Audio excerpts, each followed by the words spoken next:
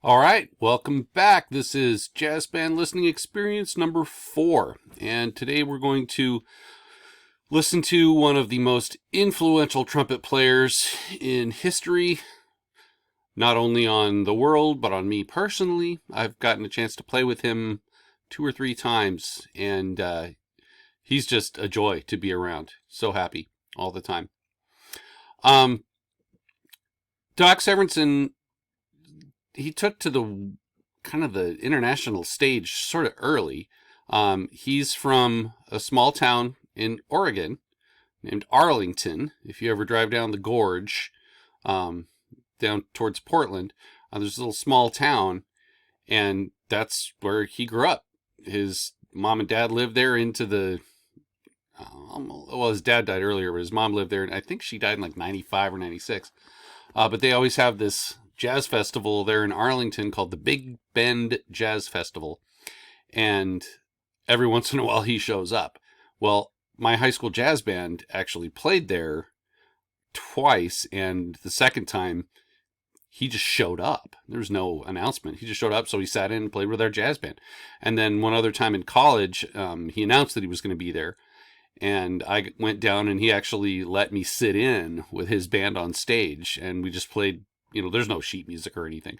So we just did When the Saints Go Marching In. So I got a chance to play with him twice, which was amazing for me as a young kid.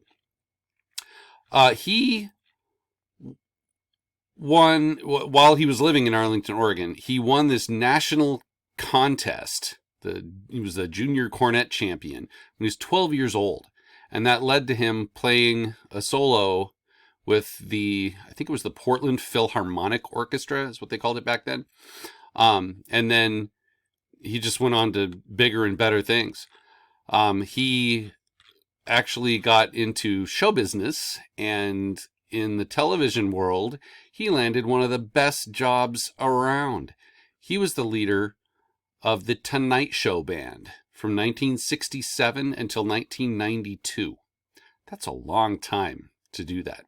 So on TV, 5-6 nights a week for 30 years. It's pretty amazing.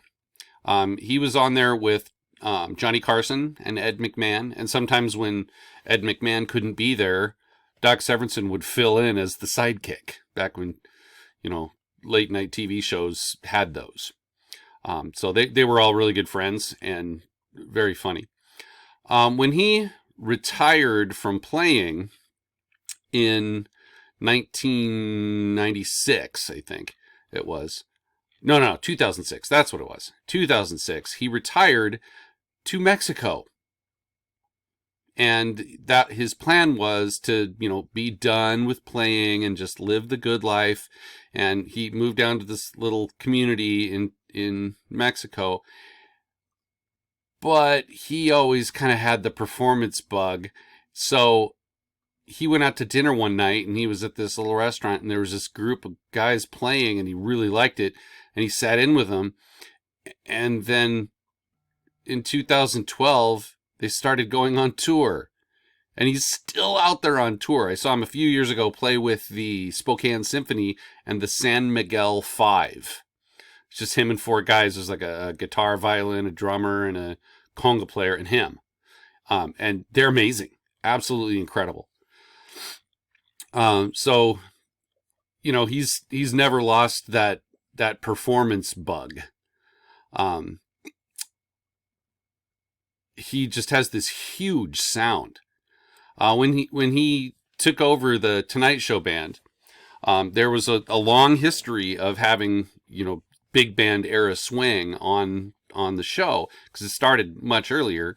The first leader of the band for the NBC Orchestra, the Tonight Show band, was Skitch Henderson. And he was known for having, like musical comedy. Mostly, he was a big hit in the 50s. But Doc Severinsen took what he did and just, wow, he hit a home run. After he got out of high school, he joined the Army, which, a lot of jazz musicians did that. But then after he got out of the Army, he joined the band of Charlie Barnett, who was one of the preeminent touring bands back in the 50s. And he went on the road with him for a while, cut his teeth doing that. And, since then, he's kind of a household name now, especially in the trumpet and jazz world. The company Shires, S.E. Shires, actually makes a line of trumpets that were designed with his input, by him. And it's the Doc Severinsen model of the Destino 3 line of trumpets. I've played on them, and they're outstanding. I'm not going to buy one, but they're really good trumpets. In addition to all of this trumpet playing that he does, which is world class, he's also been an orchestral conductor. He was the conductor of I think it was the Buffalo Philharmonic. They did the Pops stuff for them. He also is a very snazzy dresser. He always wears really, really loud clothing. Like, he'll show up to play with a symphony, and he'll show up in a purple tuxedo or something. He's just hilarious. And genuinely nice guy, honestly. From when I've met him. Let's see. We're going to listen to, this is a recording of the Tonight Show, and he actually plays this tune live. It's called I'm Getting Sentimental Over You. It starts out with a couple minutes of introduction, just banter with the host, who is Johnny Carson, kind of a big deal. So let's watch this. It's pretty funny. Now I'm really in a moral dilemma here. Yes. I figured the comedy material would get far more than that. And I could say, well, sorry guys, we'll do the comedy material, and the band number comes. Now it's obviously so overwhelming for the band. I would really feel cheap by not honoring that decision. But I don't care.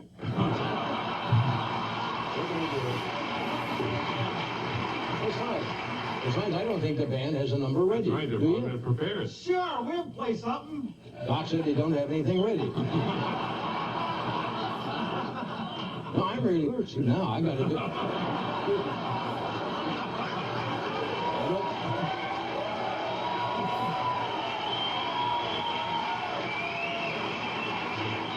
I think we're going to have to go with a number. I really think we're going to have to do that. No. What do you mean? What is this?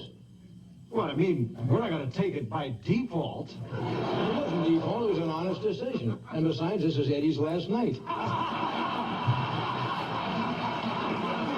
Play him a nice going-away tune.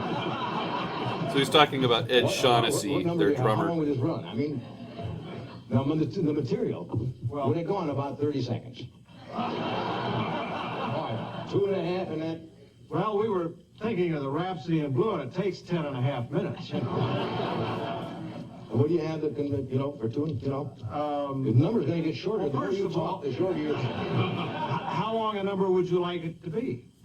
Oh, I think it's 2.5 minutes, 2.5. We don't have anything that length. Yes, you do.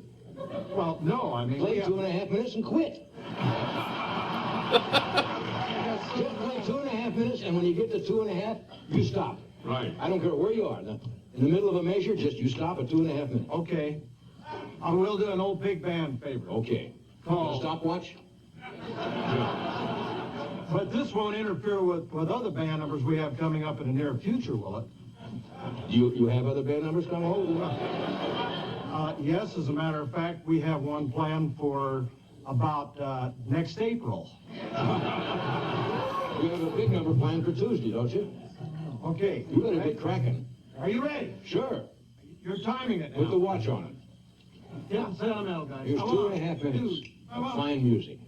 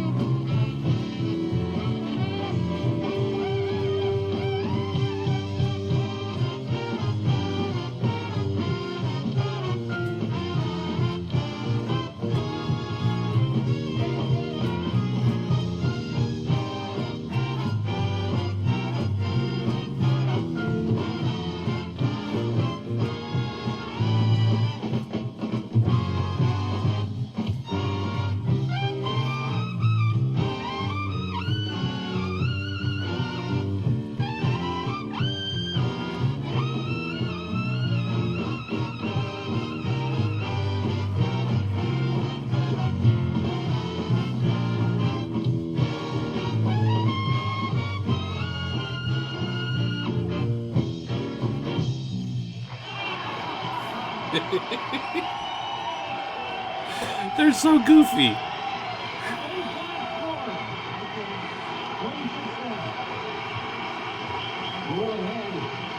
You only had about 16 bars left, right? We have 16, 24 bars left, was all. Hell, we only had one note left. Well, a bargain is a bargain. You can use that one note and put that on. You're going to do La Bamba on Tuesday, right? A big... Yes, with added percussion instruments. We got Latin guys coming from all over South LA to play on that number. We got Latin guys coming. How many Latin guys do you have? We got about 25. Well, we're bringing in 2 bongo players. Wow, Latin guys. We'll be back in just a moment. Stay where you are. So that's the typical kind of stuff that they would do. I hope you enjoyed that. You can listen to the real thing. Just look it up on YouTube. I've got the CD that the band released later in the 90s, which is amazing. So hope you enjoyed a little bit of Doc Severinsen. We got one more trumpet player next week. Have a good week. Bye.